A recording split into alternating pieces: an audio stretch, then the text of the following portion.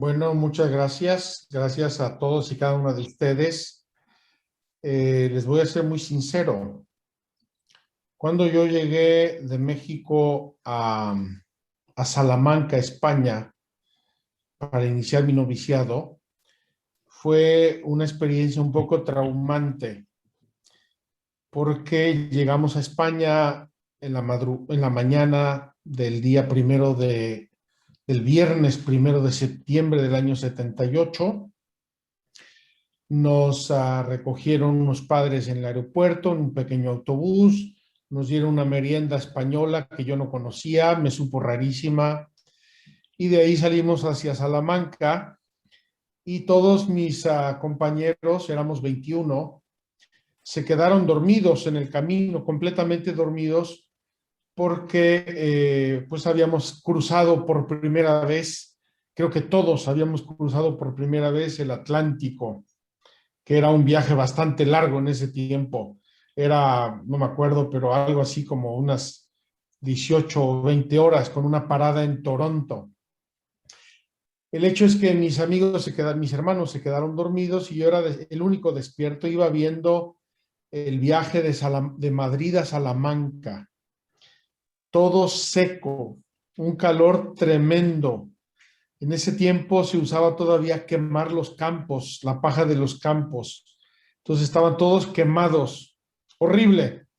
Llegamos a Salamanca, España, el 1 de septiembre, que hacía mucho calor todavía, y la ciudad eso de las 3 de la tarde estaba desierta porque todo el mundo dormía siesta, la sacrosanta siesta española. Y llegamos al noviciado, y los novicios estaban todos de vacaciones. Estaba cerrado con las persianas bajadas, todo el edificio medio a oscuras, y en esa experiencia un poco, imagínense ustedes, medio de nostalgia. Acababa yo de dejar mi familia, mi país, todo para ir al noviciado, ese viaje tan insólito, esa entrada a la ciudad de Salamanca desierta. Yo decía, ¿a dónde estamos llegando? Y luego el noviciado solo, desierto y con las persianas bajadas.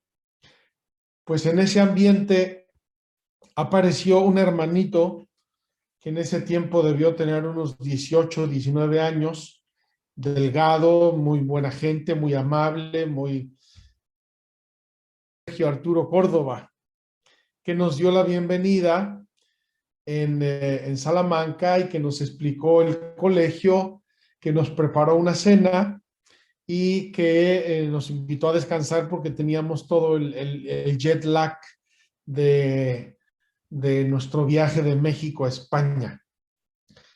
Son de esos pequeños gestos, pero pequeños, aparentemente imperceptibles, pero que uno se recuerda siempre y que se quedan vivamente grabados en la mente y en el corazón.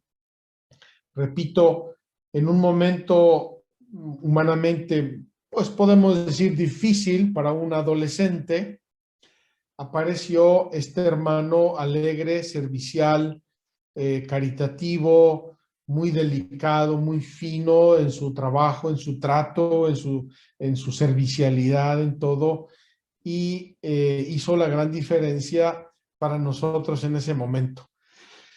Pues es el primer hermano que nos recibió, el primer hermano que nos atendió en la Legión, y yo lo recordaba siempre.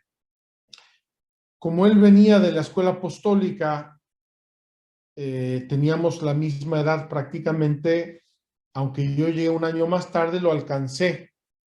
Y fuimos compañeros durante diversas etapas de nuestra formación y en diversos lugares. Y la verdad era un queridísimo hermano, muy edificante, muy amable, muy inteligente. Le gustaba mucho predicar, le gustaba mucho el deporte, le gustaba todo. Y finalmente nos ordenamos juntos sacerdotes el 3 de enero del año 91. Él era de mi grupo de ordenación que nos ordenó el Santo Padre Juan Pablo II en el Vaticano. Después de eso ya no volvimos a coincidir hasta el año 2007, si no recuerdo mal, en que él fue designado a Tierra Santa.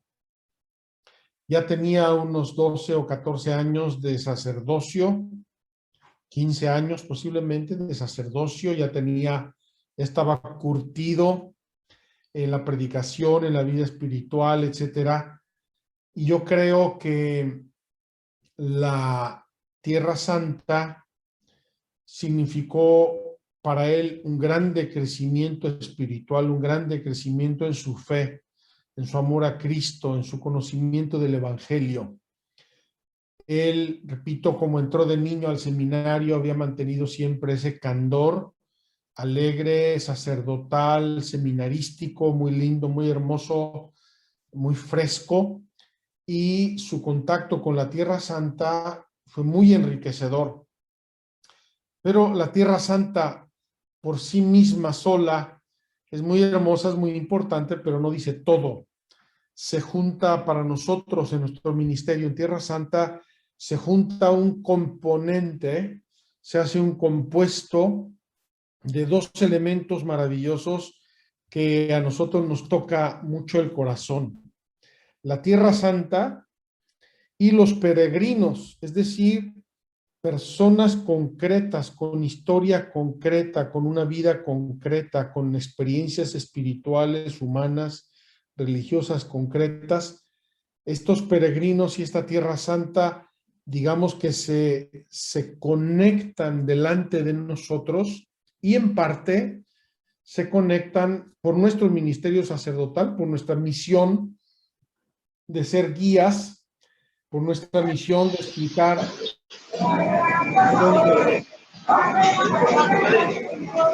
Una disculpa, padre. Elena, ¿puedes apagar tu micrófono? Elena. Por nuestra misión de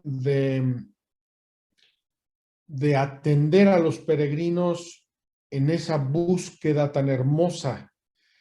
Imagínense una persona de Colombia o de México, de Chile, de España o de Alemania o de donde sea, que crece en la fe católica, que oye hablar siempre de los evangelios, de la vida de Cristo, que los celebra. En la Navidad celebramos el nacimiento, en la Semana Santa la pasión, en Pentecostés celebramos la venida del Espíritu Santo, las vidas de los santos, de los apóstoles. Todo eso va creando en el alma de los cristianos una grande expectativa, una grande curiosidad, santa y sana curiosidad de llegar a la Tierra Santa y de meterse en la Tierra Santa y de vivirla y de disfrutarla y finalmente de encontrarse con Dios nuestro Señor. Entonces, mi experiencia con el padre Sergio la quería yo mencionar porque fue su fundador y me parece muy justo, muy razonable. La experiencia con el padre Sergio fue muy hermosa y él me dejó una pequeña herencia, si me permiten, que me ha sido muy valiosa y muy iluminadora en mi vida sacerdotal y en mi apostolado. Hacia el final de su estancia en Tierra Santa, él fue invitado por un grupo de peregrinos que vinieron, fue invitado a ir a Medjugorje. Entonces fue con ellos a Medjugorje, estuvo ahí unos días, y cuando regresó de Medjugorje me dijo una cosa que se me quedó aquí, y repito, me ha significado mucho en mi ministerio sacerdotal aquí en la Tierra Santa. Me dijo, Padre Juan, en Medjugorje hay una grande vida sacramental y una grande vida de oración. Aquí en la Tierra Santa tenemos los lugares santos, tenemos muchas constricciones de tiempo, de cumplir un programa, de llegar, pero tendríamos que buscar el modo de incluir más vida de oración y más vida sacramental. Yo había vivido en el norte de Italia, donde muchísima gente en mis años de trabajo en el norte de Italia, conocía mucha gente que iba a Medjugorje y regresaba transformado y trastornado y queriendo hacer mil cosas. Y tenía yo curiosidad de ir a Medjugorje. Y cuando llegó el padre Sergio y me dijo eso, yo pensé, Dios santo, otro medjugorriano que regresa trastornado de Medjugorje. Pero le dije, padre, vamos a pensarlo, vamos a analizarlo, porque su observación es muy válida y usted ya tiene mucha experiencia en la Tierra Santa. Así es que lo hicimos, lo analizamos, lo pensamos, lo rezamos como comunidad y tratamos de enriquecer nuestro modo de guiar a los peregrinos en la Tierra Santa con más vida sacramental y con más vida de oración. Eso me lo dejó él, luego se fue de aquí, como ya saben, fue a Roma, fue a Monterrey, fue a Guadalajara, fue a diversos lugares a trabajar como sacerdote, como director espiritual, etcétera. Y de vez en cuando le tocó volver a Tierra Santa. La verdad es que compartí muy poco con él, porque siempre que él venía yo no estaba, o si él venía y estaba con un grupo, yo estaba con otro. Nos vimos de pasadita, pero él quedó muy ligado a la Tierra Santa y nosotros, yo digo, yo, él, el padre Eamon Kelly, que está aquí, el padre Héctor Guerra, que estaba aquí, en paz descanse, y en fin, la comunidad de Tierra Santa y el padre Sergio Arturo Córdoba, quedamos siempre muy ligados por el ministerio y por la experiencia que fue para todos muy enriquecedora.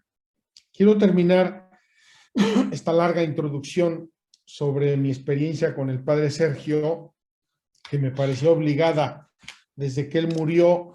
Es la primera vez que tengo ocasión de hablar de él y de expresarme de él y de su ejemplo y de su fraternidad sacerdotal.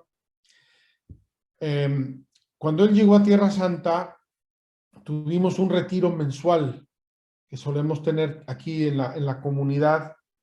Solemos tener siempre un retiro mensual. Y en ese retiro mensual que hicimos en Bethfagé, en un lugar muy evangélico y muy simbólico, yo tuve una luz muy fuerte y la compartí con los padres. La comento porque además de haberla compartido con ellos y haberla hecho o intentado haberla hecho vida, es muy enriquecedora para los peregrinos o futuros peregrinos como ustedes. Yo les dije a los padres, ¿cuál es nuestra misión en la Tierra Santa? ¿Para qué estamos aquí? ¿Qué hacemos? Si alguien me llama y me dice, padre, descríbame su ministerio en la Tierra Santa, ¿yo qué le diría? Y mi conclusión fue la siguiente. Nosotros en la Tierra Santa acompañamos a los peregrinos a visitar los misterios de Dios, no los lugares santos. Sería muy pobre llegar a un lugar y explicar arqueología, historia, piedras y mosaicos y pinturas o árboles, sino los misterios de Dios, el paso de Dios por una tierra, por un lugar, por una geografía, el paso de Dios como un viento sereno o como un huracán que con sus palabras va tejiendo el misterio de Dios con los elementos de la naturaleza concreta. Imagínense, Dios habla del Padre, de su Padre que está en los cielos, de su Padre que nos ama, de su Padre que es providencia, de su Padre que se ocupa de nosotros, que no permite que nos pase nada malo, etcétera, etcétera. Y nos dice, mirad las aves del cielo, mirad las aves del cielo, ellas son las mensajeras, ellas son las maestras. ¿Cuáles aves? Las que estaba viendo Jesús en ese momento y las que conocían los que le estaban escuchando en ese momento. Entonces, este discurso de Jesús sobre las aves del cielo está conectando el misterio eterno de Dios Padre con unas aves concretas que están pasando y que la gente conoce, que la gente ve, que la gente observa. Y Jesús le está invitando a observar las aves y a sacar conclusiones para su vida espiritual, para su relación con Dios. Entonces, les repito, nuestra misión en la Tierra Santa no es guiar turistas y mucho menos guiar peregrinos. Es acompañar peregrinos a visitar los misterios de Dios. Y esos misterios, repito, están tejidos, están hilvanados en una tierra, en un lugar, en una historia, en una geografía, en una orografía, en una demografía bien concretas, bien tangibles, que constituyen lo que nosotros llamamos, con toda razón, la Tierra Santa. Yo creo que esa reflexión nos ayudó a todos nosotros, repito, sacerdotes, consagradas, algunos voluntarios, gente que ha venido en diversos periodos a colaborar con nosotros y que nos ayuda a alinear nuestra vocación y nuestro ministerio apostólico aquí para poder acompañar a las gentes y conectarlas. Esta persona concreta, esta familia concreta, esta historia personal concreta con el misterio de Dios aquí en la Tierra Santa. Esto me da ocasión para hablar de dos conceptos que yo amo, de los cuales he predicado infinidad de veces y que quiero compartir con ustedes, si me permiten. El primer concepto es el nombre Tierra Santa, el término, la expresión concreta Tierra Santa. Esta expresión la encontramos por primera vez en la Sagrada Escritura en un contexto de revelación de Dios importantísimo, solemne, en el libro del Éxodo. Y es cuando Moisés está pastoreando los rebaños de su siervo Jedró en el desierto del Sinaí, y él contempla un fenómeno que le llama mucho la atención, y es el fenómeno de la zarza ardiente. En mis peregrinaciones virtuales, no sé si ustedes las han seguido, he visitado el desierto y les he mostrado cómo en medio del desierto, donde no hay mucha vegetación, casi nada, una zarza ardiente debió saltar a la vista de Moisés. Debió ser muy llamativa, muy clara, un mensaje de Dios inequívoco. Entonces Moisés se acerca a esa zarza ardiente atraído por la curiosidad y por entender qué estaba pasando. Y cuando llega cerca de la zarza ardiente, escucha la voz de Dios. Moisés, Moisés, quítate las sandalias porque estás pisando tierra santa. Fíjense qué hermoso. En ese momento de revelación de Dios, cuando Dios va a mandar a Moisés a liberar a su pueblo de la opresión de los egipcios. En ese momento donde Moisés se va a atrever a decir a Dios, ¿cuál es tu nombre? ¿Qué le digo al faraón? ¿Qué le digo al pueblo si me preguntan quién me mandó? Y Dios le va a revelar el nombre a Moisés. Yo soy el que soy. Es decir, yo soy la fuente del ser, todo lo que es recibe su ser de mí. Bajando y ahí él va a pasar el paso de llegamos a Shannon Reynal, que es el punto. Perdón, padre, nuevamente. Adela Telles, tienes prendido tu micrófono. Adela Telles.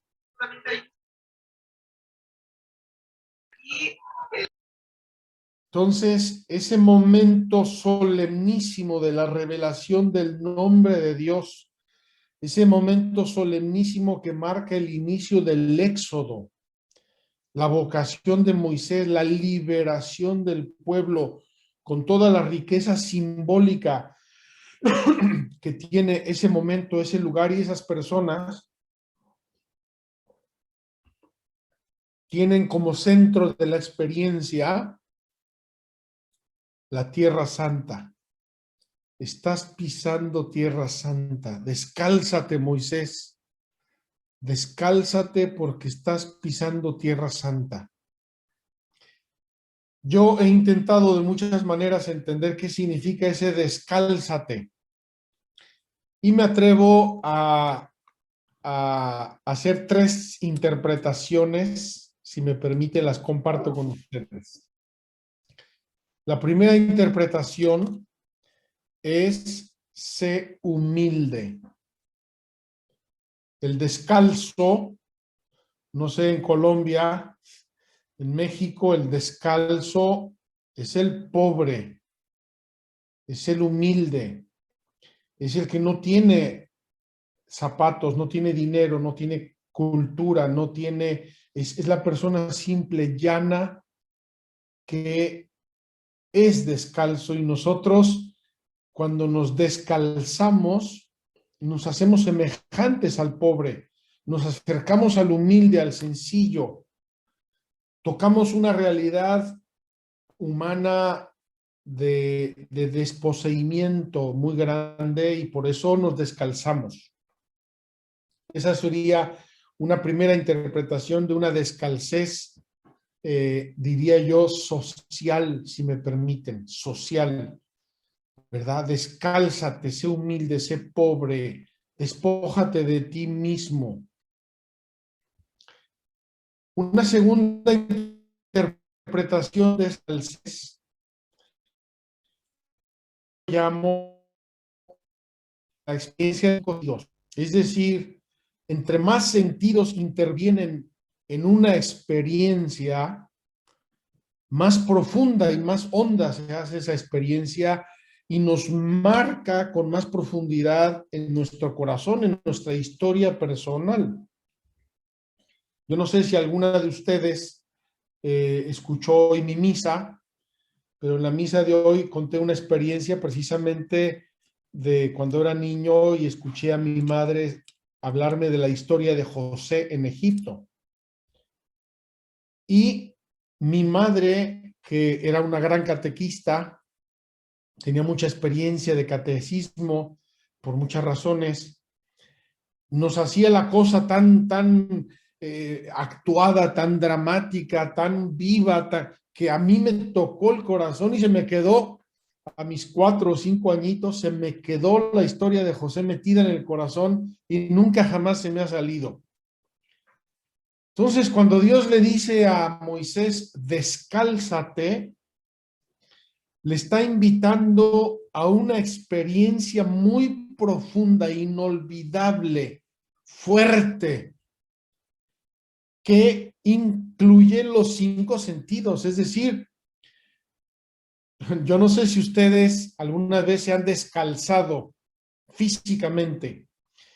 Yo me he descalzado pocas veces y las recuerdo. Una vez me descalcé en una playa en Acapulco y me quemé los pies, me salieron ampollas. Otra vez me descalcé porque perdí un zapato en un lodazal. Imagínense el caminar en el lodazal descalzo, inolvidable.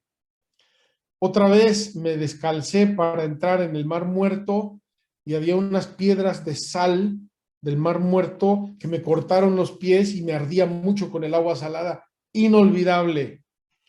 Y así podría yo mencionarles otras 2 o 3 experiencias inolvidables de descalcez. ¿Por qué? Porque experimenté con la planta de mi pie algo que normalmente no experimento cuando tengo zapatos. Cuando tengo zapatos, voy tocando la realidad sin tocarla.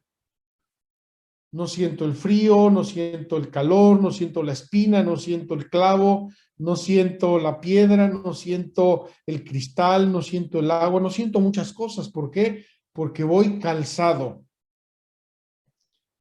Entonces tenemos ya dos interpretaciones del descálzate. La primera es sé humilde, sé sencillo, etcétera, una actitud.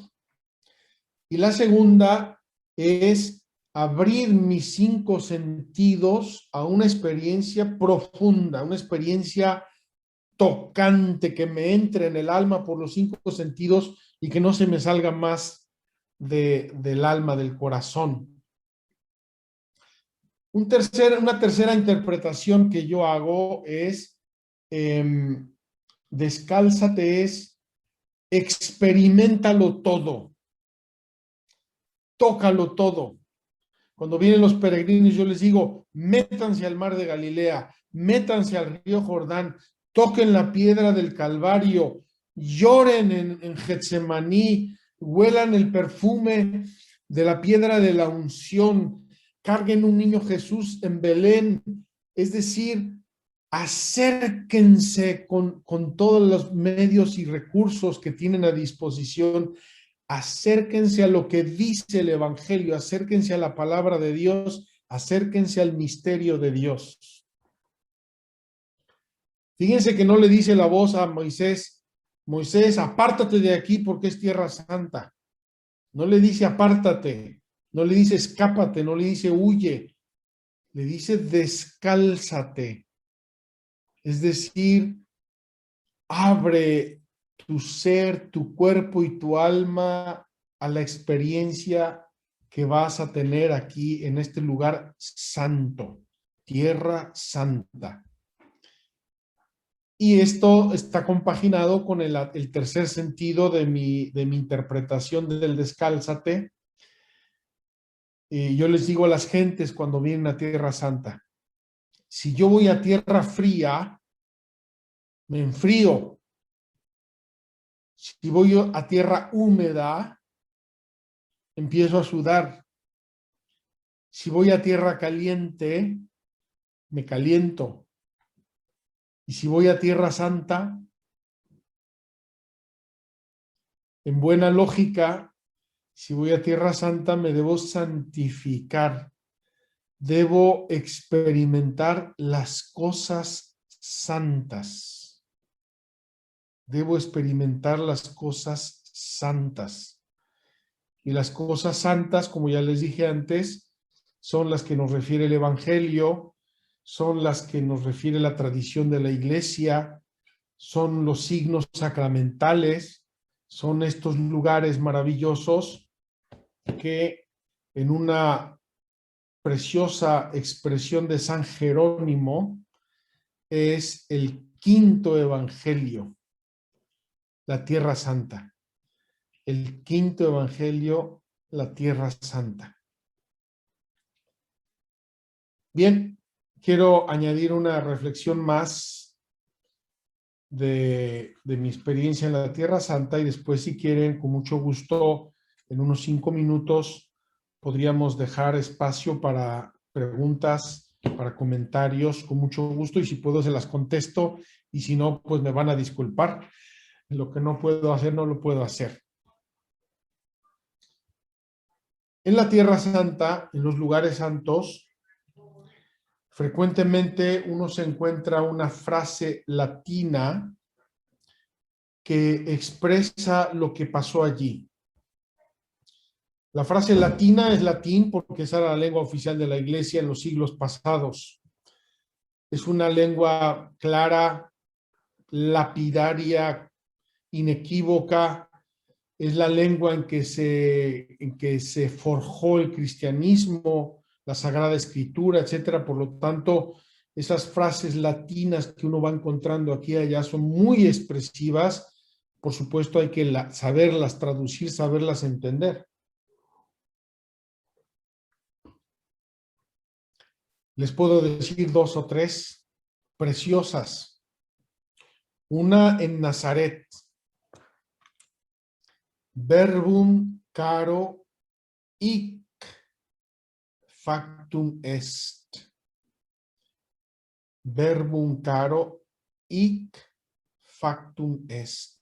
El verbo de Dios se hizo carne aquí. Hic, aquí, en este lugar. Hic Christus natus est. Aquí nació Cristo en Belén. Aquí nació Cristo. Y Christus natus est de Virgo María, de la Virgen María. Aquí nació Cristo de la Virgen María. Hic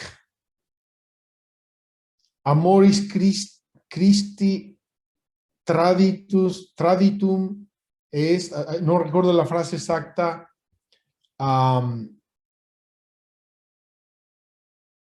primatum Petro. Hic traditus amoris Christi traditum es primatum Petro. En este lugar, hic, el amor de Cristo le entregó el primado a Pedro. Fíjense lo que dice, lo que expresa este hic latino. Hic, aquí, en este lugar. Y eso está esculpido en piedra, ¿verdad? Esculpido o escrito en oro, en bronce, en letras siempre bellas, importantes, que nos significan mucho, mucho, mucho. Y aquí, ¿qué es lo que está conectando este aquí? Este aquí nos está conectando 2 cosas. Una terrena, visible, concreta, práctica, que es un lugar, aquí, este lugar, esta área, esta zona del mundo, aquí, nos la está conectando con un misterio de Dios. Verbum caro hic factum est. Nosotros decimos en el Ángelus, el verbo de Dios se hizo carne. Y respondemos, y habitó entre nosotros. En Nazaret se dice, el verbo de Dios se hizo carne aquí, en este lugar tangible, lo puedo tocar, el lugar donde el verbo de Dios se hizo carne, entró en el mundo. Imagínense lo que este aquí significa de regalo, de don, de providencia, de sabiduría de Dios, de revelación de Dios y de tantos, tantos otros elementos que nuestra experiencia se haría infinita e imparable delante de esta realidad que nos revela el misterio de Dios en lugares y en hechos, en realidades concretas, físicas, tangibles, maravillosas. Entonces, queridas hermanas, amigas, peregrinas virtuales, estas 3 breves pinceladas que les he querido compartir, una tomando pie del recuerdo amabilísimo de nuestro querido padre Sergio Arturo Córdoba Páez, es decir, de las personas, de los ministros, otra de la Sagrada Escritura, descálzate porque estás pisando Tierra Santa, y la tercera de la Tierra Santa con ese famoso hic lapidario, aquí, aquí, aquí. Espero que estas 3 pinceladas les hayan abierto el apetito para conocer mejor a Cristo, el Evangelio, la Biblia, Ojalá que les abran el apetito para recordar con gratitud y oración al Padre Sergio Arturo, pedir por él, encomendarnos a él. Estará celebrando la Eucaristía eterna con Cristo en el banquete celestial. Y ojalá también que algún día Dios les conceda la gracia, si no se la ha concedido ya, de venir a la Tierra Santa y de gozar estos lugares maravillosos y de empaparse de esta tierra santa, santísima, y de estos mensajes y de estos hechos maravillosos que son los misterios de Dios. Con esto termino esta breve conferencia, esta plática, esta conversación sobre la Tierra Santa, y nos quedan unos minutos con mucho gusto para conversar. Si quieren comentar algo, si quieren añadir, preguntar o lo que quieran, estoy a sus órdenes todavía por unos 20, 25 minutos con mucho gusto.